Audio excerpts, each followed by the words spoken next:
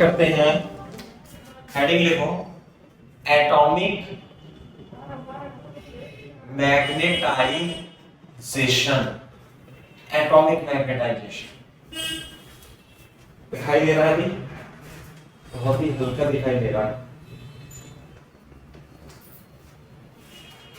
Atomic, दूसरे pen से लिखता हूं, एटॉमिक मैग्नेटाइजेशन। एटॉमिक मैग्नेटाइजेशन लिखो इसे।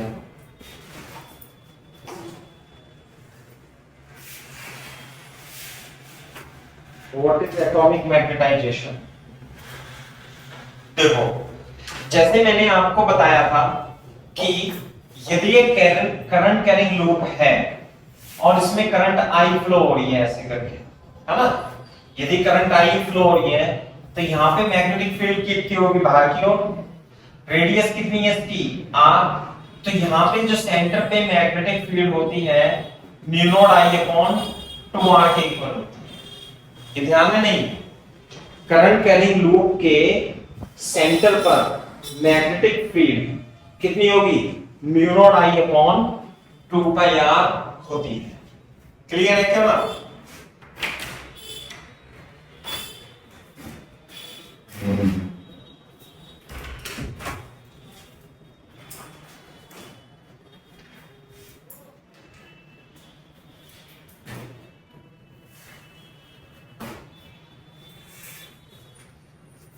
Mu not I upon 2 pi r होती है ना भाई?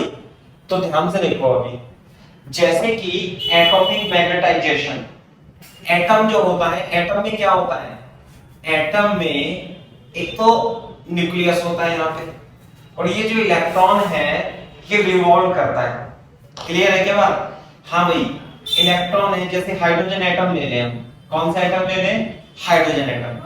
हाइड्रोजन एटम में इलेक्ट्रॉन v वेलोसिटी से न्यूक्लियस के चारों ओर घूमता रहता है।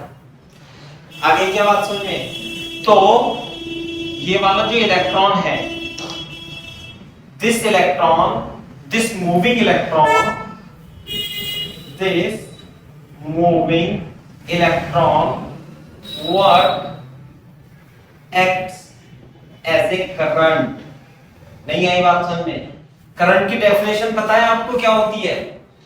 Rate of flow of charge is called current, Q upon T, rate of flow of charge. यदि हम एटम को कंसीडर करेंगे तो एटम में इलेक्ट्रॉन ऐसे भाग रहा है, तो इलेक्ट्रॉन फ्लो कर रहा है, यानी चार्ज फ्लो कर रहा है।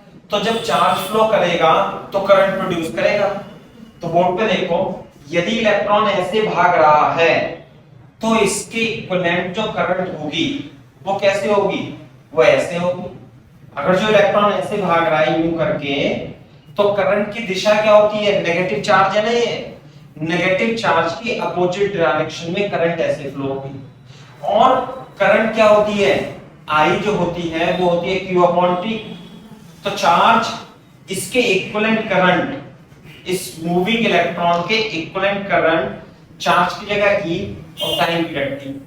और टाइम पीरियड कितना होगा, यदि मैं इसकी रेडियस, ऑर्बिट की रेडियस r मान लूं और इसकी स्पीड v मान लूं, तो जो टाइम पीरियड होगा वो t = 2 pi r upon v हो जाएगा, s बराबर ut से।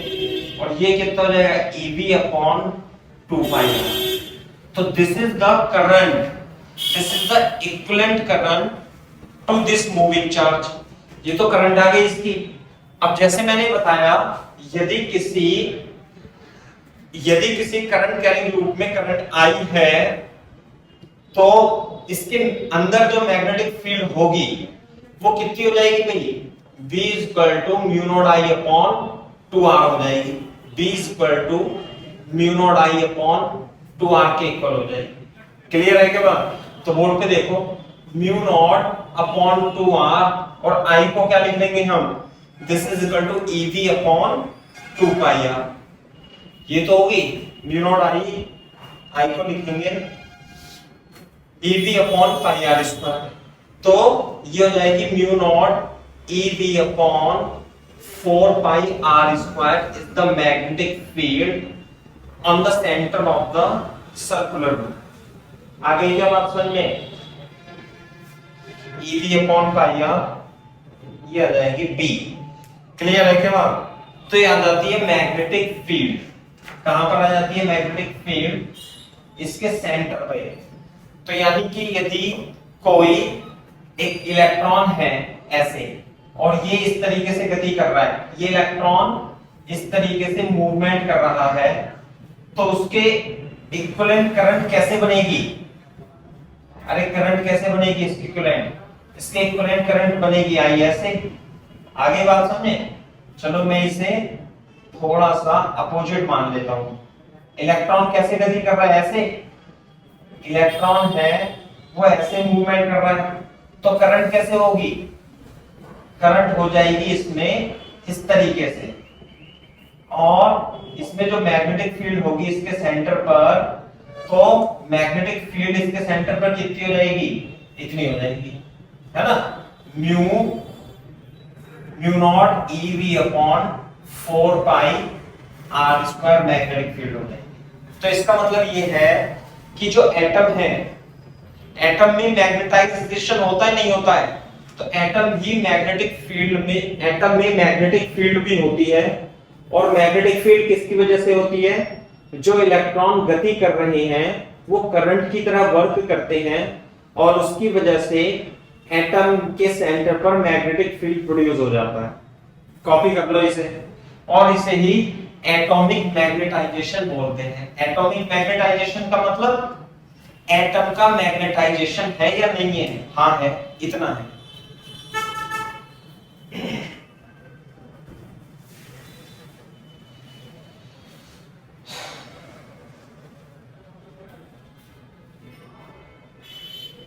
कॉपी करो तेजी से।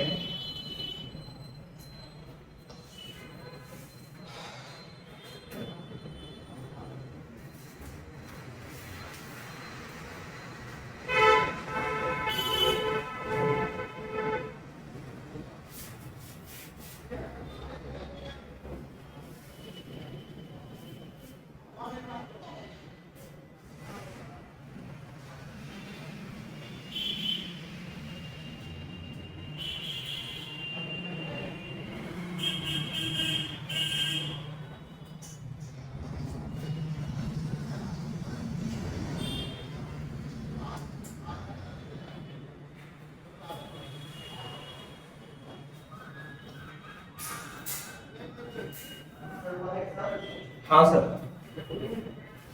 हाँ।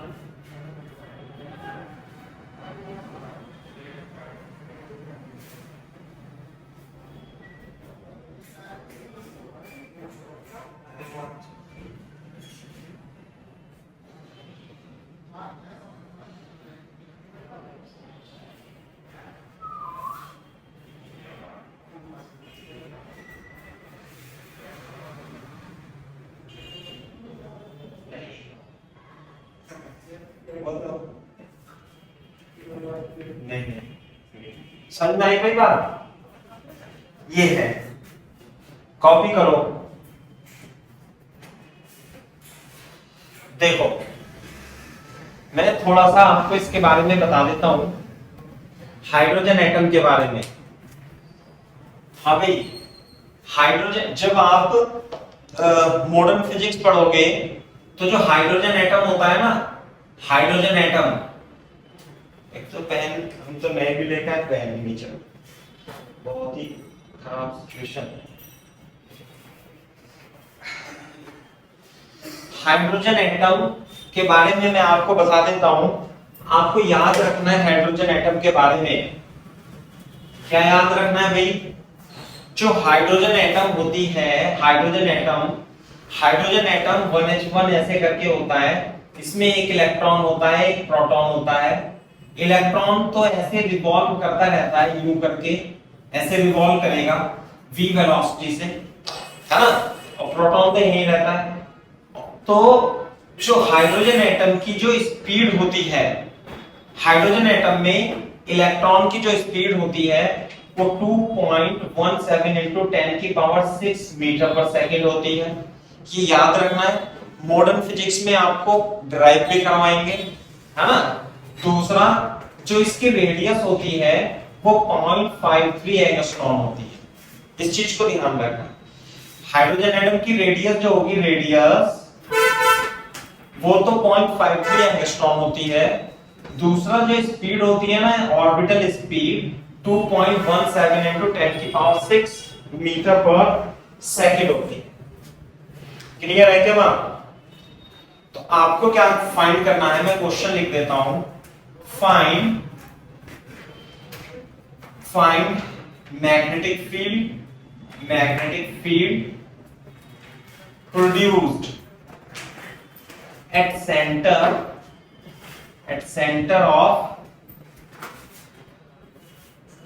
of hydrogen atom, पहला, है ना। दूसरा लिखना magnetic dipole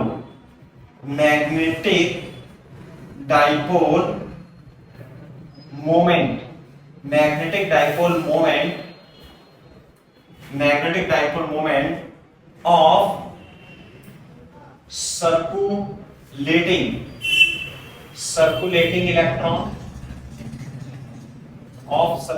electron। Third part में लिख लेना the ratio of magnetic moment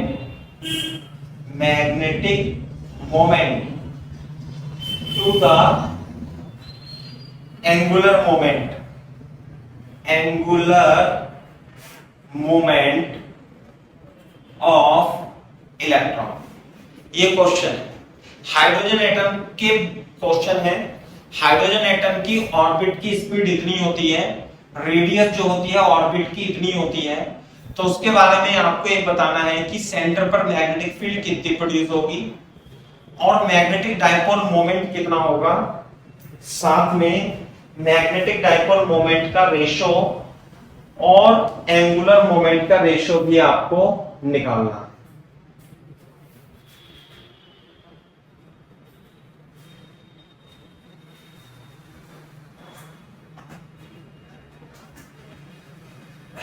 सही है भैया?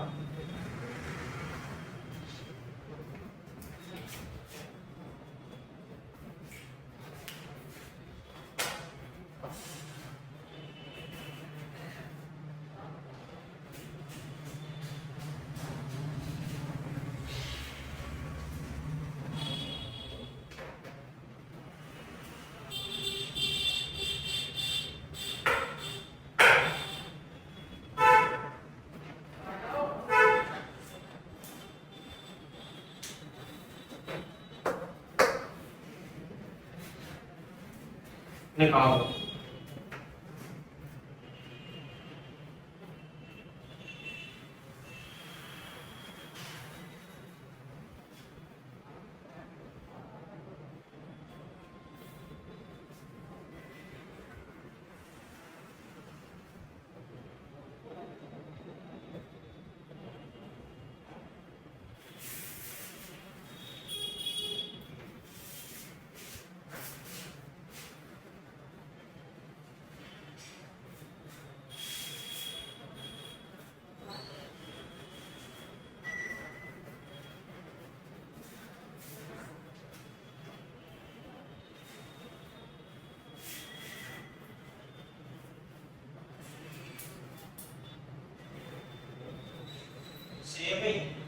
तो मैग्नेटिक फील्ड तो निकाल ही देंगे।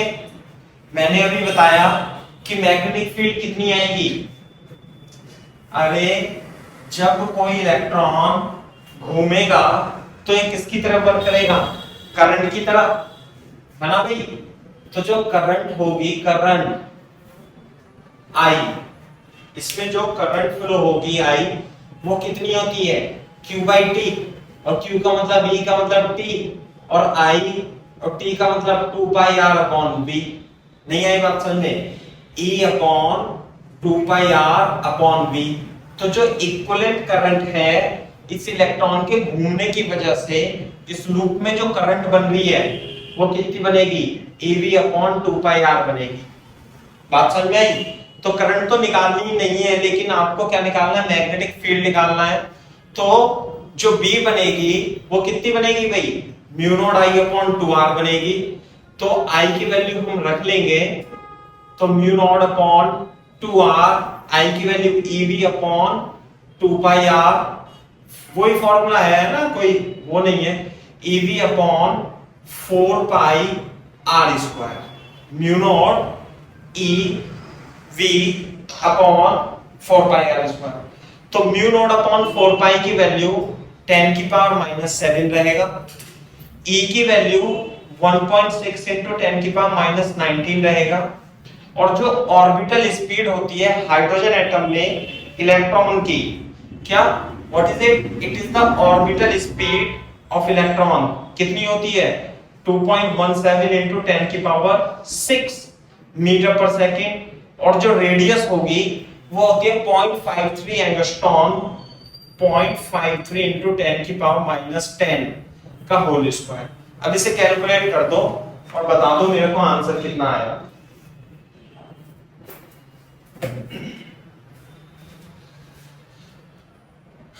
कैलकुलेट करो भाई कैलकुलेटर से, तो आप जैसे करना चाहो, मैं तो कैलकुलेटर से ही करूंगा, है ना। 1.6 into 17 divided by 0.53 divided by 0.53,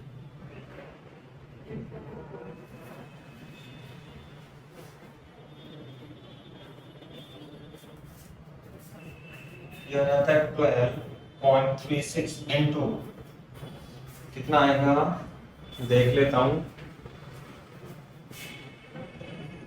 12.6 ही आ रहा है, T4 टेस्ट का, क्योंकि 10 की पावर माइनस 10 2.17 इंटू 10 की पावर 6 माइनस 1 माइनस 20, यही आ रहा है answer. 1.6 into 2.17 is equal two divided by 0.53 divided by 0.53।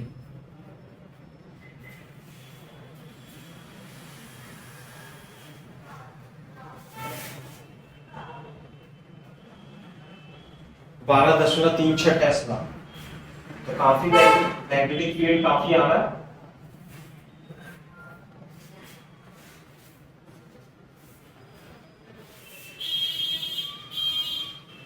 हाँ भाई, इतना मैग्नेटिक फील्ड आ गया, बिल्कुल सही बात है। ये आ रहा है भाई मैग्नेटिक फील्ड बच्चों, यानी कि हाइड्रोजन एटम पे, हाइड्रोजन एटम जो होते हैं ना, हाइड्रोजन एटम में मैग्नेटिक फील्ड होगी इतनी, ऐसे करके, समझे ना, हाइड्रोजन एटम। दूसरा बोर्ड पे देखो, सेकंड पार्ट क्या, मैग्नेटिक डाइपोल मोमेंट। भाई मैग्नेटिक डाइपोल मोमेंट कितना होगा इसका, m is equal to NIA, यही होगा magnetic dipole moment. This is the magnetic dipole moment, है ना, ऑफ सर्कुलेटिंग इलेक्ट्रॉन। बताने में ये मैग्नेट NIA यही होता है, तो n तो 1 मान लेंगे, ऐसा कर रहा है ना, ये जो सर्किल है ऐसे, इलेक्ट्रॉन ऐसे गति कर रहा है यूं करके, तो इसके इक्विवेलेंट करंट भी होगी I, और रेडियस कितना है इसका R, तो n तो मान लेंगे 1, करंट हो जाएगी I, और एरिया क्या हो जाएगा पाई R स्क्वायर। दूसरी बात ध्यान से देखना, बहुत इंपॉर्टेंट पॉइंट है, I की वैल्यू कितनी होगी, ev upon 2 pi R into pi R square. Clear है क्या बात। तो जो मैग्नेटिक मोमेंट आएगा वो आएगा EVR upon 2, this is the magnetic moment of electron, of circulating electron, EVR upon 2, बिल्कुल सही बात। वैल्यू निकाल लेना आप कैलकुलेट करके, है ना भाई। वैल्यू वगैरह निकाल लेना कैलकुलेट करके।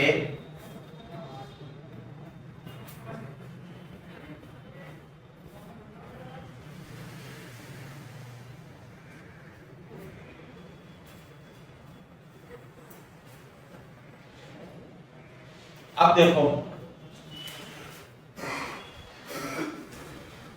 एंगुलर मोमेंटम ये मैग्नेटिक मोमेंटम समझते हो ना, magnetic moment, magnetic dipole moment NIA, ये सर्कुलेटिंग इलेक्ट्रॉन एक करंट कैरिंग वायर की तरह वर्क करे, एनआईए। थर्ड पार्ट देखो, ratio of magnetic moment to the angular moment of electron. बताओ। हाँ भाई, एंगुलर मोमेंटम क्या होता है? रोटेशनल मोशन में ध्यान करना, रोटेशनल मोशन में मैंने आपको एंगुलर मोमेंटम पढ़ाया था ना, angular momentum.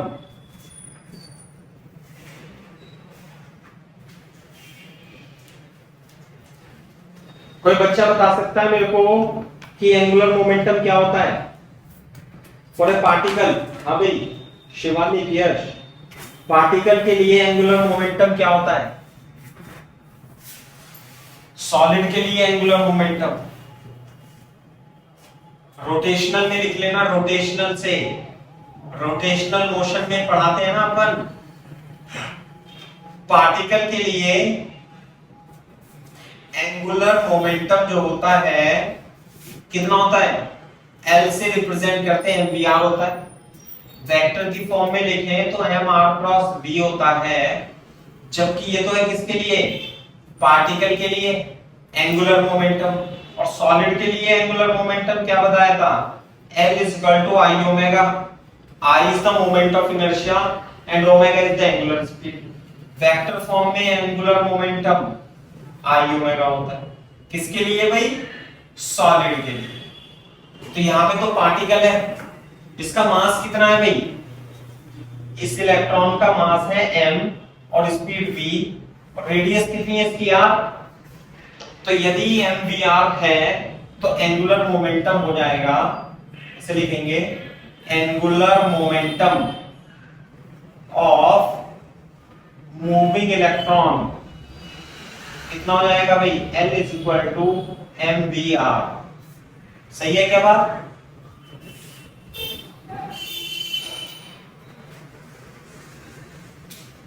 L is equal to mvr, angular momentum.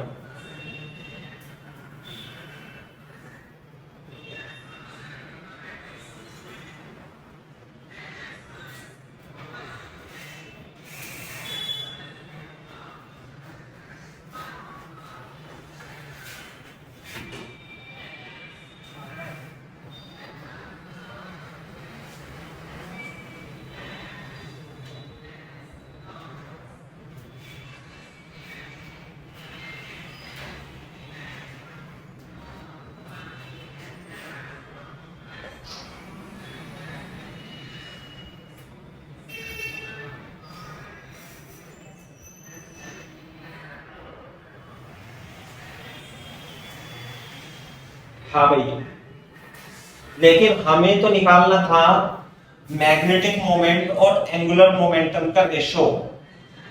Magnetic moment और एंगुलर मोमेंट का रेशो क्या निकालना था भाई? रेशो हमें निकालना था मैग्नेटिक मोमेंट और एंगुलर मोमेंट। मैग्नेटिक मोमेंट को ध्यान रखना, इसे हम म्यू से भी रिप्रेजेंट करते हैं। मैग्नेटिक मोमेंट को, मैग्नेटिक मोमेंट को म्यू से भी आप रिप्रेजेंट करते हो, तो म्यू अपॉन एन का रेशियो आपको निकालना था।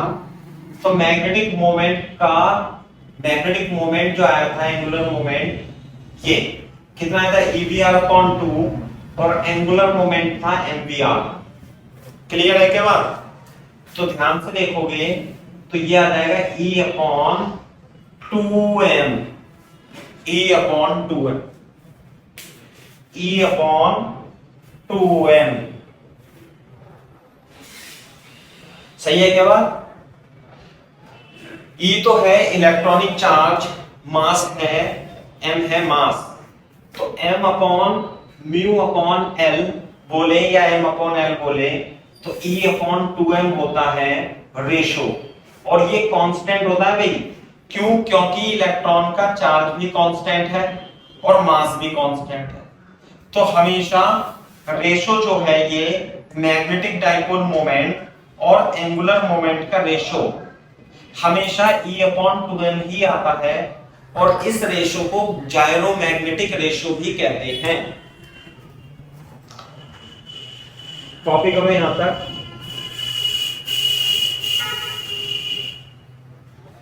मैं लिखाता हूं फिर।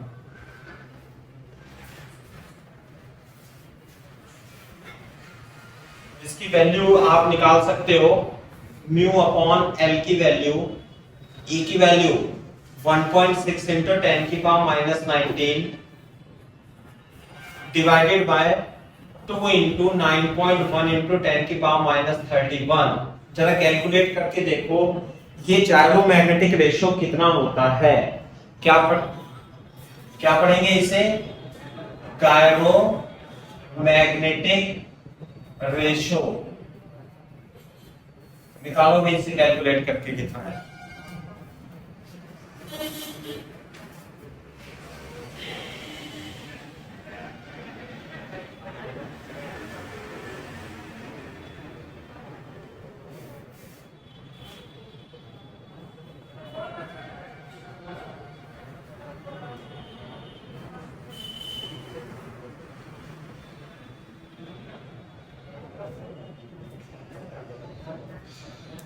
ये जो आएगा 8.7 इंटू 10 की पावर 10। क्लियर है क्या बात भाई? क्योंकि चार्ज की यूनिट है Q/m, कूलम पर केजी, है ना। तो जो गायरोमैग्नेटिक रेशो होता है वो 8.7 इंटू 10 की पावर 10 कूलम पर केजी होता है। इसे याद रखना है हमेशा। क्या है ये? Gyromagnetic ratio. यूनिट भी आएगी इसकी coulomb per KG. Gyromagnetic ratio coulomb per KG.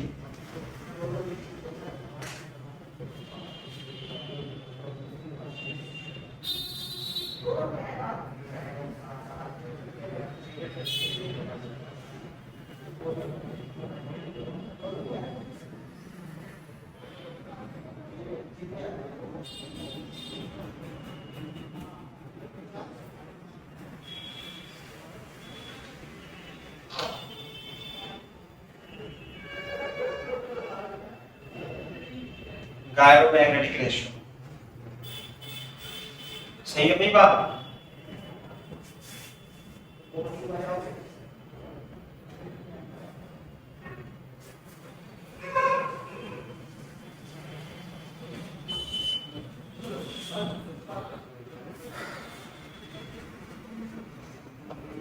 तो ये है, तो ये गायरोमैग्नेटिक रेशो हमेशा E/2m के बराबर ही आएगा हमेशा, और इसकी वैल्यू 8.7 इंटू 10 की पावर 10 कूलम पर केजी ही होती है।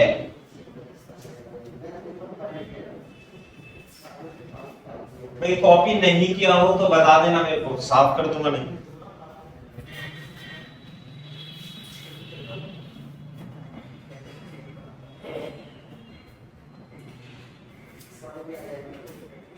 देखो, तो क्वेश्चन का आंसर तो हो गया फुल। अब मैं कुछ कॉन्सेप्ट और लिखाता हूं, और वो है बोहर्स, क्या लिखूं? Bohr's quantization principle. Bohr quantization principle. हाँ भाई, बोहर का क्वांटाइजेशन प्रिंसिपल पहली बार सुन रहे हो? तुमने सुना पहले? नहीं सुना है? हाँ, केमिस्ट्री में सुना है। बोहर केमिस्ट्री में सुना है, बोहर मैग्नेट्रॉन, है ना। बोहर का क्वांटाइजेशन प्रिंसिपल। भाई कॉपी कर लिया आप लोगों ने बच्चों? मैसेज कर दिया करो, बोलते नहीं हो तो कम से कम। कर लिया।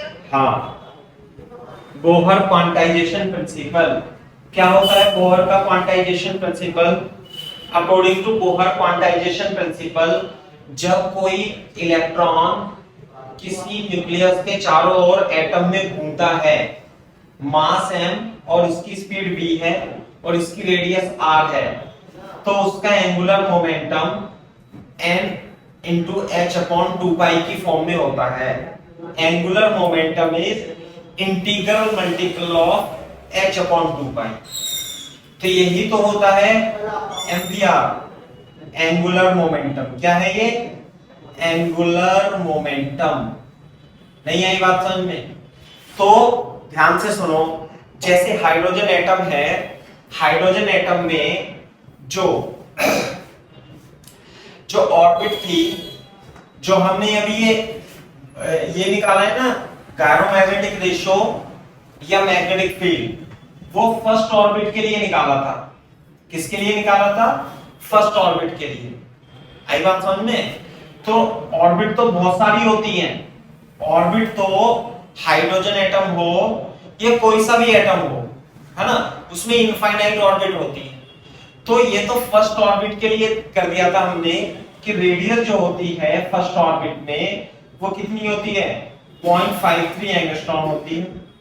वैसे जब आपको पढ़ाया जाएगा कि nth ऑर्बिट में जो रेडियस होगी वो 4.53 n स्क्वायर होगी। क्लियर है क्या बात? इस तरीके से है 0.53 n स्क्वायर। ये तो बेसिक रेडियस होगी। आई बात समझ में? इसी तरीके से जो एंगुलर मोमेंटम है फर्स्ट ऑर्बिट में n की वैल्यू क्या आएगी? n की वैल्यू 1 2 3 ऐसे करके आएगी। क्लियर है क्या बात? तो जब ये 1 लिया था तो 0.53 एंगस्ट्रॉम आ जाता है। ये फर्स्ट ऑर्बिट की रेडियस है ऐसे करके। और इसी प्रकार से वो जो स्पीड थी 2.17 into 10 की पावर 6, 16 लिख लो यार, मीटर पर 6 लिख लो, है ना। तो जो nth ऑर्बिट में जो वेलोसिटी होती है वो 2.16 into 10 की पावर 6 अपॉन n होती है, ऐसे होती है मीटर पर सेकंड। यानी कि जैसे जैसे ऑर्बिट की संख्या, ये क्या है? Principal quantum number, principal quantum number, है ना भाई, मतलब ऑर्बिट की संख्या। जैसे जैसे प्रिंसिपल क्वांटम नंबर यानी ऑर्बिट बड़ी होती जाएगी, रेडियस तो बढ़ती जाती है और स्पीड कम होती जाती है। ये अभी आपको याद रखने हैं। इसे हम जब मॉडर्न फिजिक्स पढ़ाएंगे तो ड्राइव भी कराएंगे कैसे आता है ये। अभी के लिए तो याद कर लो ये।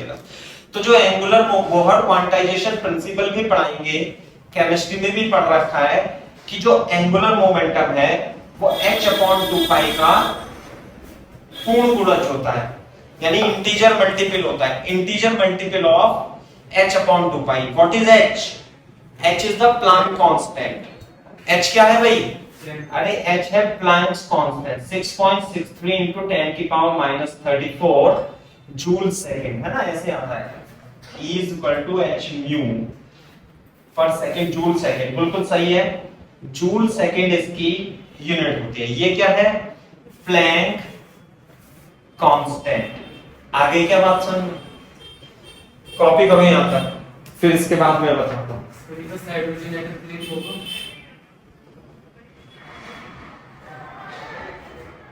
है बेटा? ये हाइड्रोजन एटम क्लीन होगा? नहीं, सबके लिए है ये बेटा n h अपॉन 2 पाई है ना। h is the plank constant. फिर जो Vm का फॉर्मूला लिखा है ये हाइड्रोजन एटम के लिए। नमस्ते। ये तो हाइड्रोजन एटम के लिए ही है।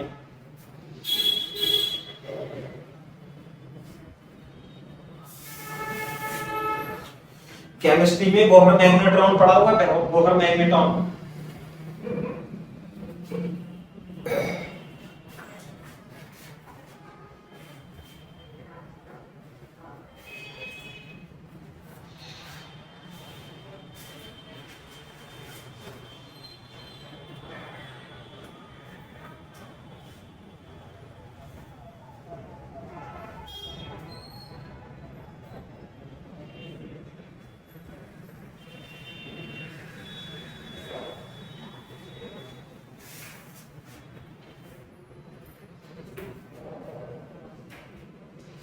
हाँ भाई, सही है क्या बात? तो बोहर क्वांटाइजेशन प्रिंसिपल तो हमने पढ़ लिया, कर लो कॉपी। ये फर्स्ट ऑर्बिट की रेडियस है, ये फर्स्ट ऑर्बिट में इलेक्ट्रॉन की वेलोसिटी है, स्पीड। ये nth ऑर्बिट में रेडियस है, ये nth ऑर्बिट में स्पीड है ना? ये प्लैंक कांस्टेंट है, ये angular momentum, mvr is equal to nh। दूसरा, अब हम हेडिंग डालते हैं बोहर मैग्नेट्रॉन। मैग्नेट्रॉन पहले ही देख लेता हूं मैं क्या लिखा हुआ है। Magnetron, Bohr magnetron, Bohr magnetron जिसे हम म्यू बी से रिप्रेजेंट करते हैं, ये क्या होता है? सही है भाई, ध्यान से देखो। किसी भी ऑर्बिट में जब कोई इलेक्ट्रॉन nth ऑर्बिट में क्या कर रहा है, घूम रहा है, तो उसका जो एंगुलर मोमेंट है, एंगुलर मोमेंटम मैग्नेटिक मोमेंटम और एंगुलर मोमेंटम का जो रेशो होता है वो हमेशा E/2m ही आएगा। सही है क्या बात? E/2m ही आता है। तो magnetic moment, this is what, magnetic moment E/2m into L, यानी कि magnetic moment is equal to E/2 times angular moment. तो जो मैग्नेटिक मोमेंट है वो E/2m, और जो एंगुलर मोमेंटम होगा वो nth ऑर्बिट में कितना होगा, NH/2π होगा। क्लियर है क्या बात? तो जो मैग्नेटिक मोमेंट है वो हो जाएगा NEh/4πm। What is m? Is the mass of electron. H is the Planck constant. तो ये जो क्वांटिटी है, इसे हम बोलते हैं बोहर मैग्नेट्रॉन।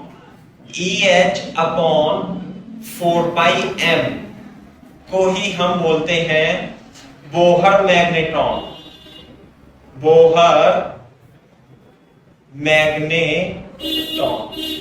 क्लियर है क्या बात? इसे बोलते हैं बेटा बोहर मैग्नेट्रॉन।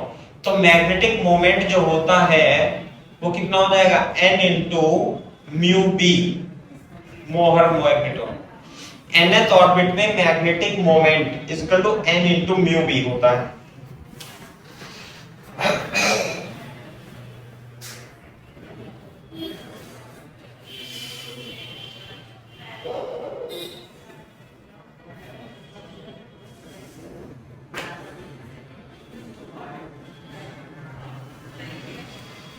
म्यू बी की वैल्यू निकालनी पड़ेगी अपने को, बोहर मैग्नेट्रॉन की वैल्यू।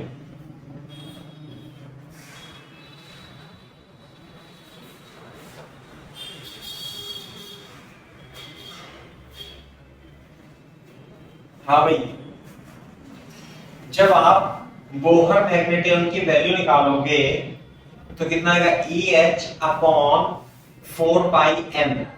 E की वैल्यू 1.6 into 10 की पावर माइनस 19, 6.63 into 10 की power minus 34, 4 into 3.14 mass of electron होता है यहाँ पे।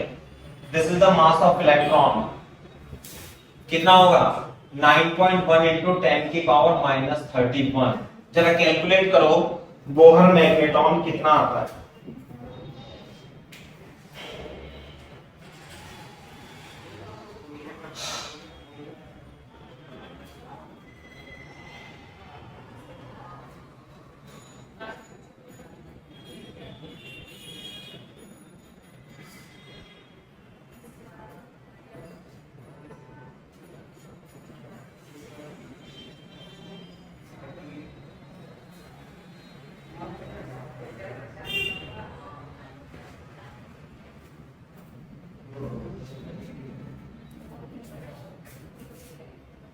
ये आ जाएगा 9.27 इंटू 10 की पावर -24। क्लियर है क्या बात? Bohr magneton.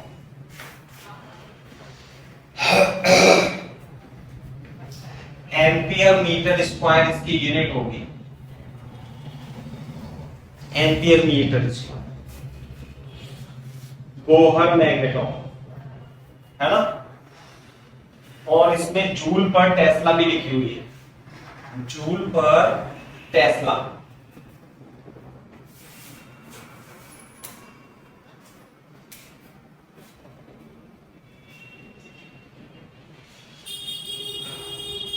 ये आपको केमिस्ट्री में भी लिखाई होगी वैल्यू, नहीं? अरे बोहर मैग्नेटॉन की वैल्यू केमिस्ट्री में लिखाई होगी सर ने, जब आपको पढ़ाया होगा कुछ क्वांटम नंबर वगैरह वगैरह। क्वांटम नंबर पढ़ाते हैं ना।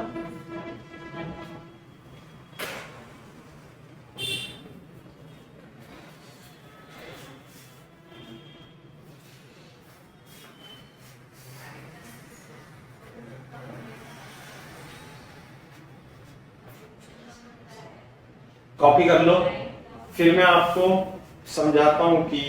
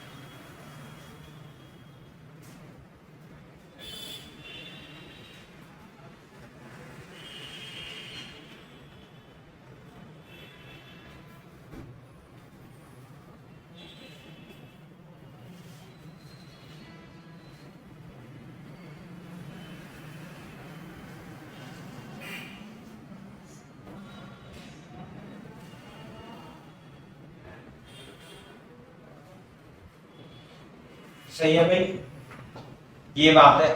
ये केमिस्ट्री में 100% आपको बताया होगा सर ने बोहर मैग्नेटॉन क्या होता है, फॉर्मूला फॉर्मूला भी बताते हैं कुछ, है ना, कि बोहर मैग्नेटॉन क्या होता है। ध्यान दो आप, जैसे अब आप किसी में वो इलेक्ट्रॉनिक कॉन्फ़िगरेशन ऐसे नहीं लिखते थे, ऐसे करके, यूं करके, ऐसे ऐसे ऐसे, ये ऐसे लिखते थे कि मैग्नेटिक है, डायमैग्नेटिक है, पैरामैग्नेटिक है ना। तो ये मैग्नेटिक मोमेंट को रिप्रेजेंट करता है, क्या बोलते हैं इसे? हाँ, ये जो डंडे डंडे होते हैं ना, ये मैग्नेटिक मोमेंट को रिप्रेजेंट करता है। ये मैग्नेटिक मोमेंट होता है जो आप इलेक्ट्रॉनिक कॉन्फ़िगरेशन भरते हो। तो जैसे अनपेयर्ड इलेक्ट्रॉन रह गया है, तो यानी कि ये मैग्नेटिक सब्सटेंस है, और अगर जो पूरा हो गया तो नहीं है मैग्नेटिक सब्सटेंस। कारण ही उसका यही है कि मैं रफ में बता देता हूं, रफ में, कि जैसे मान लिया ये है, क्लियर है भाई, एक इलेक्ट्रॉन है, यदि ऐसे घूम रहा है तो इसका मैग्नेटिक मोमेंट कैसे आ जाएगा? नीचे की ओर ऐसे आ जाएगा। और यदि दूसरा इलेक्ट्रॉन ऐसे घूम रहा है तो उसका मैग्नेटिक मोमेंट क्या हो जाएगा? ऐसे हो जाएगा। तो ये रिप्रेजेंट करते हैं ऐसे करके। अगर जो दोनों एक ही डायरेक्शन में घूम रहे हैं तो मैग्नेटिक मोमेंट कैसे लिखा जाएगा? इलेक्ट्रॉन ये ऐसे का, यानी कि वो सब्सटेंस में मैग्नेटिक फील्ड है ऊपर की ओर ऐसे करके सेंटर पे। समझ में आई बात? अनपेयर्ड इलेक्ट्रॉन होता है, अनपेयर्ड इलेक्ट्रॉन पर मैग्नेटिक सब्सटेंस हो जाता है ना। जबकि पेयर्ड इलेक्ट्रॉन होते हैं तो एक का प्रभाव इधर, एक का प्रभाव इधर, वो निरस्त कर देता है, न्यूट्रलाइज कर देता है। समझ में आएगा? तो इसमें ये मैग्नेटिक मोमेंट ही होता है जिसे बोहर मैग्नेटॉन से हम रिप्रेजेंट करते हैं। क्लियर है क्या बात? तो ज्यादा तो हमें इसमें डिस्कशन नहीं करना है, कॉपी कर लो यहां तक, फिर मैं आगे थोड़ा सा एक दो सवाल और पूछता हूं आपसे एटॉमिक मैग्नेटाइजेशन पे। जब कॉपी कर लेना तो बोल देना भाई।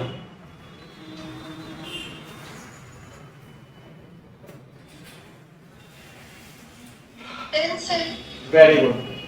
चलो अब आप मेरे को ये बताओ, ये फिर से मैं बता रहा हूं कि जो nth ऑर्बिट में रेडियस होती है वो 0.53 इंटू एन स्क्वायर होती है, और nth ऑर्बिट में किसी इलेक्ट्रॉन की जो स्पीड होती है हाइड्रोजन एटम के लिए, है ना, हाइड्रोजन एटम के लिए है ये। किसी और एटम के लिए पढ़ाएंगे हम मॉडर्न फिजिक्स में 2.16 इंटू 10 की पावर 6, 2.17 लिख लो या 6 लिख लो अपॉन एन, इस तरीके से होता है। क्लियर है क्या बात? तो क्वेश्चन ये है कि यहां पर यदि एक इलेक्ट्रॉन ऐसे गति कर रहा है, यू कर रहा है, यू, तो ऐसे मान लेते हैं एक इलेक्ट्रॉन ऐसे मूवमेंट कर रहा है, मास है ऐसे करता है, तो करंट कैसे होगी ऐसे? तो यहां मैग्नेटिक फील्ड होती है इसके सेंटर पर, बी की वैल्यू कितनी आई थी बता देना भाई, म्यू नॉट कितनी आई थी? अरे mu naught e B upon 4 pi r square I. Clear है क्या बात? ये आई थी मैग्नेटिक। तो ये तो हो गया मैग्नेटिक फील्ड, है ना, magnetic field in first orbit. First orbit में है ये। अगर जो आपसे पूछे कि मैग्नेटिक फील्ड इन nth ऑर्बिट कितनी होगी, हाँ भाई, magnetic field when electron is in nth orbit, magnetic field at center when electron is in nth orbit, nth orbit। Clear है क्या बात? समझे? तो nth ऑर्बिट, तो nth ऑर्बिट में v1 mu naught e vn divided by 4r r nth square आ जाएगा। सही है ना? तो देखो कैसे करेंगे इसे, ये आ जाएगा mu naught e v nth कितना था, v बाई n, ऐसे लिख लेंगे इसे r into n square v upon n। नहीं है ये बात समझ में भाई?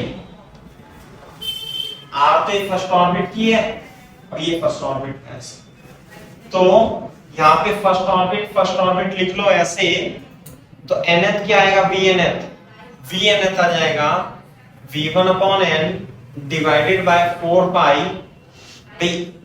ये आएगा r1 इंटू एन स्क्वायर का होल स्क्वायर, ऐसे आ जाएगा। थोड़ा बड़ा करके लिख देता हूं मैं, r1 एन स्क्वायर का होल स्क्वायर, तो आ जाएगा e v1 अपॉन 4 पाई r1 square upon 1 upon n की पावर 5। यानी कि जो nth ऑर्बिट में मैग्नेटिक फील्ड है वो फर्स्ट ऑर्बिट की मैग्नेटिक फील्ड की n की पावर 5 टाइम्स है, लेस। कॉपी करो इसे।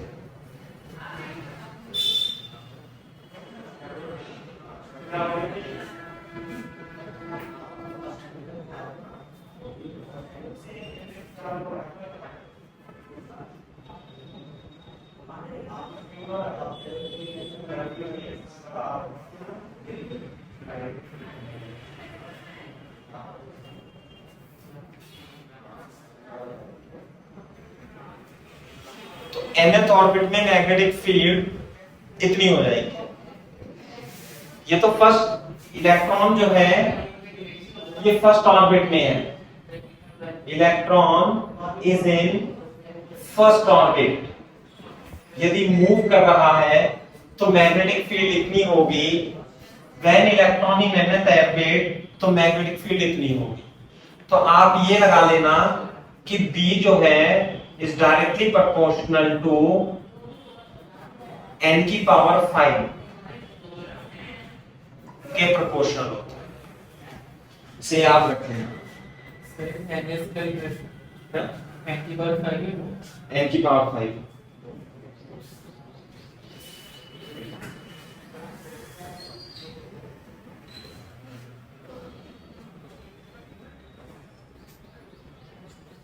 कॉपी करना।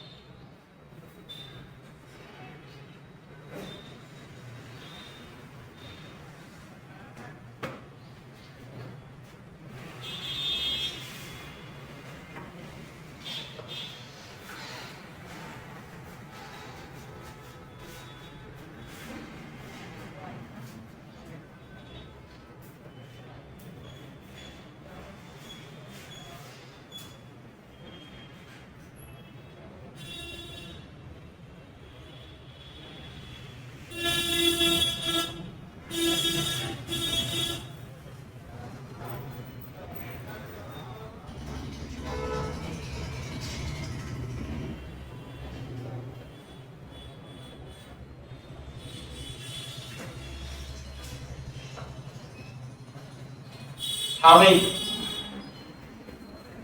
समझ में आगे बात? इस तरीके से है भाई, कॉपी कर लो तो बता देना मेरे को।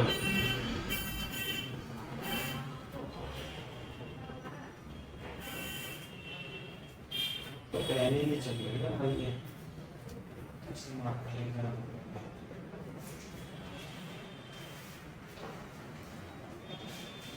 भाई साफ साफ दिखाई दे रहा है, कोई दिक्कत तो नहीं है? क्लियर दिखाई दे रहा है? नहीं?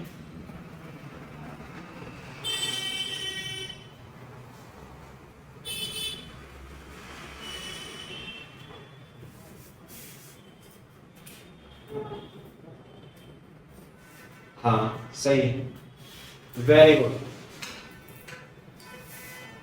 आप रिप्लाई करते हो तो समझ में आता है कि चलो भी ठीक है। चलो, तो ये एक छोटा सा टॉपिक था जिससे भी क्वेश्चन बन जाता है ना, मतलब आ जाता है कभी कभी। तो इस तरीके से आप इसे पढ़ लेना घर पे जाके, शीट वीट से सॉल्व कर लेना। बोहर मैग्नेट्रॉन का कॉन्सेप्ट दिया होता है। अभी और भी है इसमें, और कैसे है मैं बताता हूं।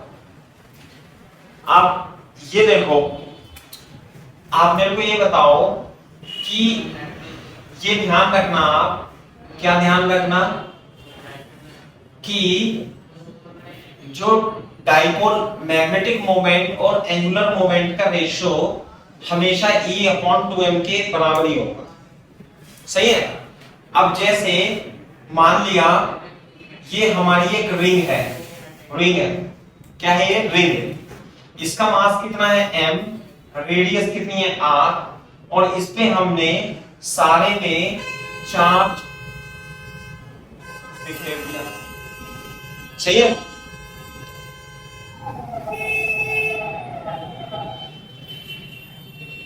चार्ज कितना है? q, ये है q। तो ये है रिंग। ऐसे अगर जो मैं इसका टॉप व्यू देखूं तो रिंग पर चार्ज इस तरीके से होगा, यूं करके, ऐसे करके चार्ज होगा, और ये ऐसे रखा होगा, है ना? तो बताओ, ये रिंग अभी रखी हुई है, मास m की रिंग पर चार्ज है q, और ये रखी हुई है, इसकी रेडियस r है। तो इसकी वजह से क्या कोई करंट फ्लो होगी? अरे चार्ज है ये, इसकी वजह से कोई करंट होगी? बिल्कुल नहीं होगी। क्यों नहीं होगी? क्योंकि करंट जब फ्लो होती है जब चार्ज फ्लो होता है। तो यदि हम इस रिंग को ऐसे ही रखे रहेंगे तो चार्ज भी ऐसा रखा रहेगा, तो कोई करंट फ्लो नहीं होगी। तो जब कोई करंट ही फ्लो नहीं होगी तो कोई मैग्नेटिक मोमेंट या मैग्नेटिक फील्ड भी नहीं होगी।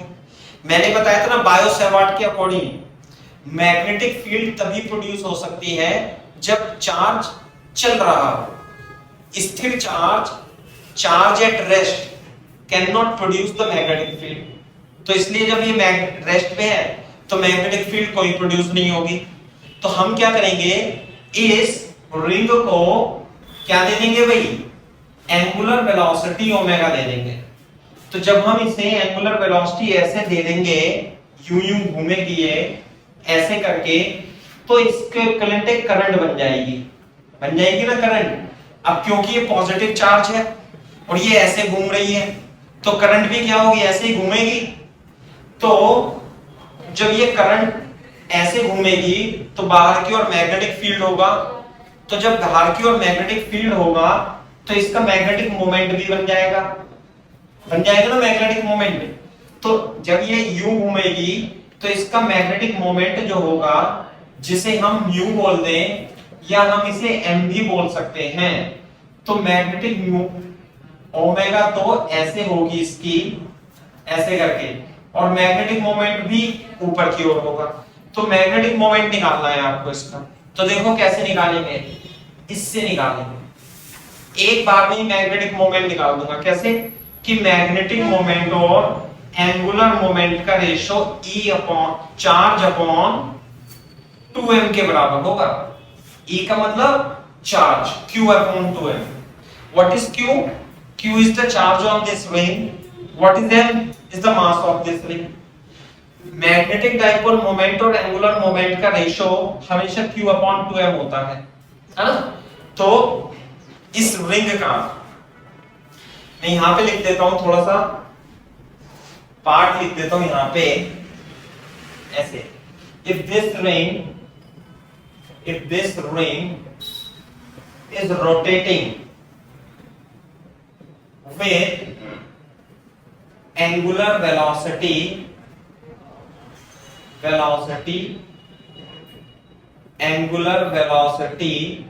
omega, what is its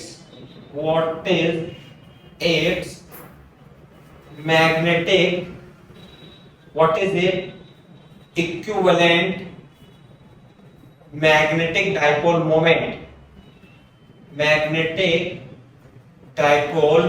moment, हाँ भाई, मैग्नेटिक डाइपोल मोमेंट क्या होता है, Q upon 2m into angular momentum. Clear है क्या भाई? और एंगुलर मोमेंटम कोई बता सकता है कितना होगा? डिस्क है, सॉरी रिंग है, रिंग एक सॉलिड वस्तु है, तो सॉलिड वस्तु का एंगुलर मोमेंटम I ओमेगा होता है। कितना होगा? I omega. What is the I is mr square omega. Moment of inertia ring का कितना होता है? mr square. तो बेटा जो एंगुलर मैग्नेटिक डाइपोल मोमेंट होगा, हम सीधे सीधे इसी फॉर्मूले से लिख देंगे mr square into omega. mr square into m से m कट जाएगा तो qr square by 2। This is the magnetic dipole moment of rotating ring, QR square omega by 2 होगा। समझ में आएगा?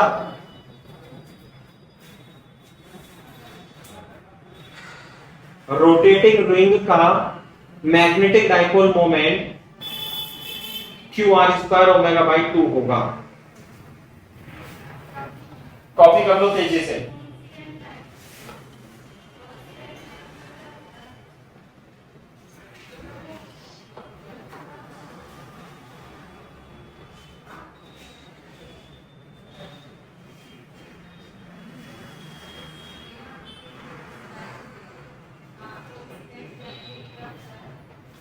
बस आज कल में इसे खत्म कर देंगे चैप्टर को। अरे मेरे को तो ऐसा लग रहा है इसमें कितना सारा पढ़ा दिया मैंने। म्यू मैग्नेटिक डाइपोल मोमेंट, और जो बड़ा वाला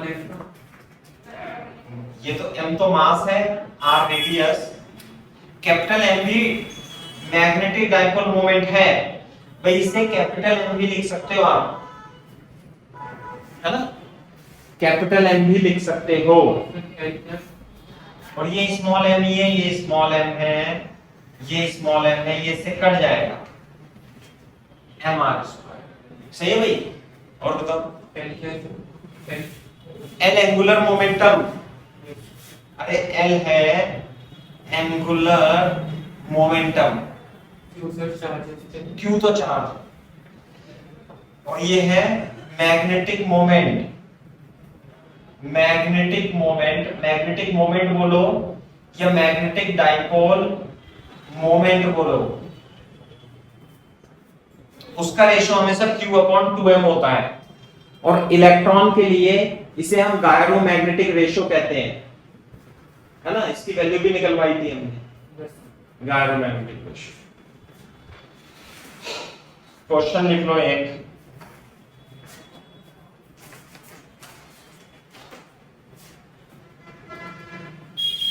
फॉर एग्जाम्पल लिखो,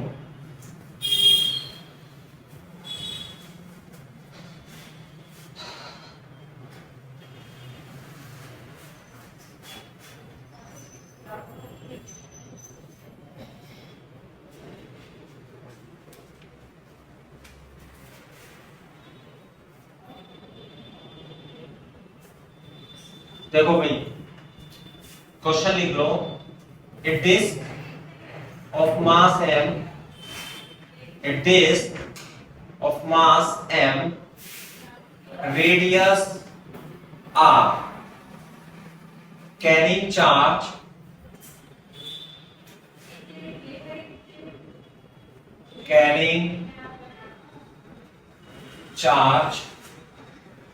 q, carrying charge q is rotating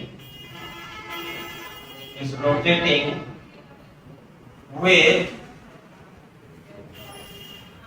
angular speed omega about an axis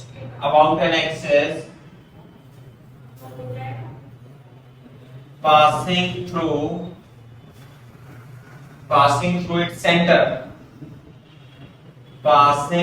its center, and perpendicular to its plane, calculate its magnetic moment, आपको कैलकुलेट करना है। बताओ भाई, कोई भी कैलकुलेट कर देगा मैग्नेटिक मोमेंट तो?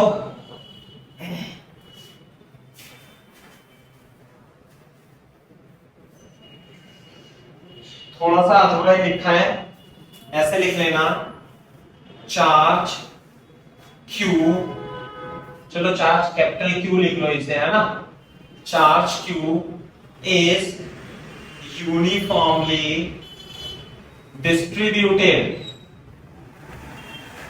over its surface, नहीं आई बात? कैसे?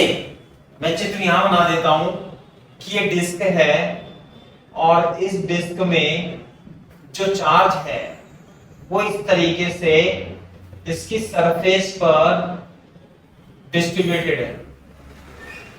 आगे बात समझ में, यूं करके, और इसे घुमा दिया कितने से, ओमेगा से। तो जब ये चार्ज ऐसे ऐसे घूमेगा तो करंट प्रोड्यूस नहीं करेगा, तो करंट कॉइल बन जाएगी, और करंट कॉइल बन जाएगी तो मैग्नेटिक मोमेंट आ जाएगा। तो इसका मैग्नेटिक मोमेंट निकालना है।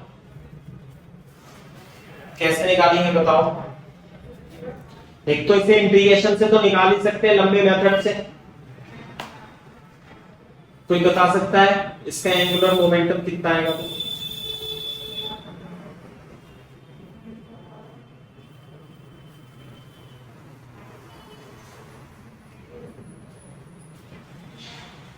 कॉपी करो।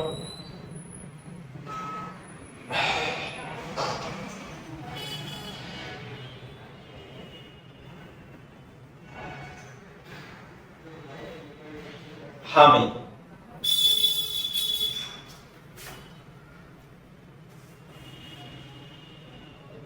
ध्यान रखना मैग्नेटिक डाइपोल मोमेंट और एंगुलर मोमेंट का रेशो कितना आता है, Q/2m आता है। सही है क्या बात? तो आपको निकालना क्या है, भाई magnetic dipole moment Q/2m into है। तो मैग्नेटिक डाइपोल मोमेंट जिसे मैं m भी बोल सकता हूं, वो आएगा Q/2m into L। What is L? L is the angular momentum. किसका एंगुलर मोमेंटम? यदि कोई डिस्क m मास की डिस्क रेडियस r की डिस्क घूम रही है ओमेगा से, तो एंगुलर मोमेंटम क्या होता है इसका, i ओमेगा। और डिस्क का मोमेंट ऑफ इनर्शिया क्या होता है, m r square, small m लिख देता हूं, चलो m r square into omega. तो एंगुलर मोमेंटम कितना हो गया, m r square omega by 2 हो गया। क्लियर है क्या बात? तो ये हो जाएगा Q/2m और angular momentum m r square omega upon 2 आ जाएगा। m से m कट जाएगा तो q r square omega by 4 इसका मैग्नेटिक डाइपोल मोमेंट आ जाएगा। Q r square omega by 4 is the magnetic dipole moment of this rotating disc. तो यहां पे जो इसके सेंटर पे जो मैग्नेटिक फील्ड बनेगा ना, ये अरे चुंबक बन जाएगी, ये चुंबक मैग्नेट बन जाएगी। तो इसका जो मैग्नेटिक मोमेंट होगा वो इतना हो जाएगा। कॉपी करो।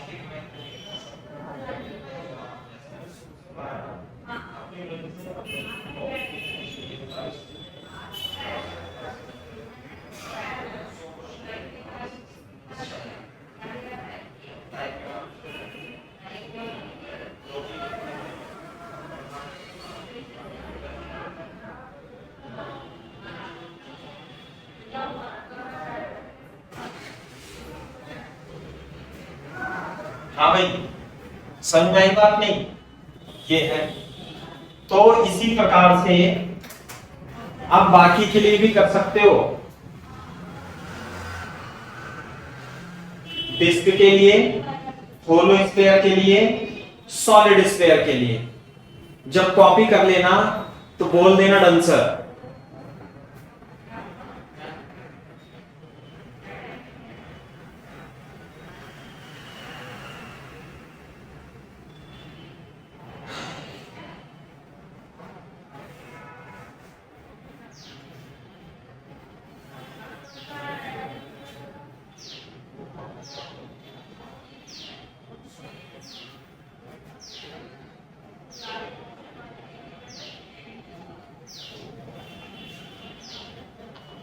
है ना भाई?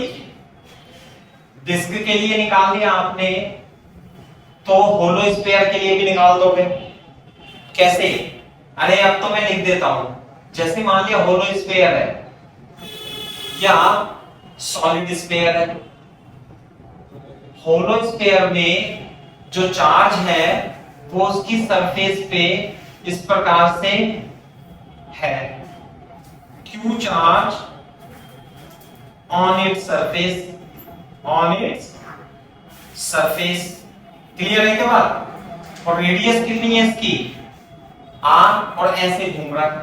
बोलो।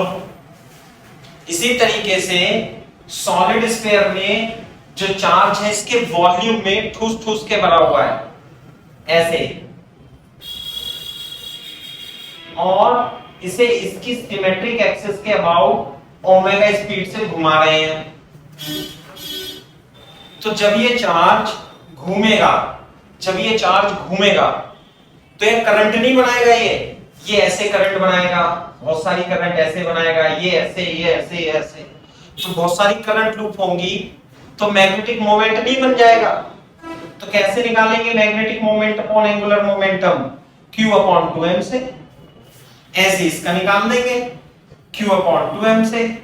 तो m is equal to Q upon 2m। हाँ भाई, एंगुलर मोमेंटम कितना होता है? अरे I omega. Angular momentum Q upon 2m into I omega. तो मोमेंट ऑफ इनर्शिया कितना होता है भाई इसका? अरे मोमेंट ऑफ इनर्शिया कितना होता है? 2/3 mr²। सॉलिड का 2/5 mr², ऐसे होता है। तो यहां पे आ जाएगा Q upon 2m 2/3 mr² omega.